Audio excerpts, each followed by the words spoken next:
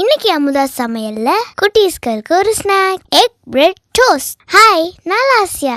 நான் தான் உங்களுக்கு இன்னைக்கு செஞ்சு தர போறேன். வாங்க. ஃபர்ஸ்ட் 4 பிரெட் எடுத்துக்கோங்க.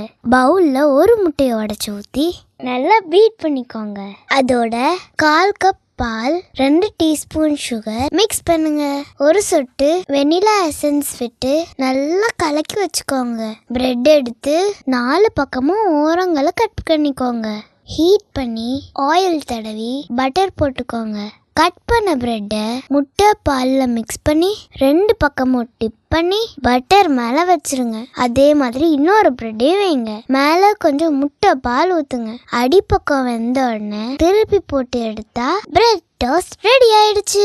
மேலே கொஞ்சம் பட்டர் வச்சு எடுத்து சாப்பிட்டா சூப்பரா இருக்கும். நீங்களும் இந்த மாதிரி செஞ்சு சாப்பிட்டு பாருங்க.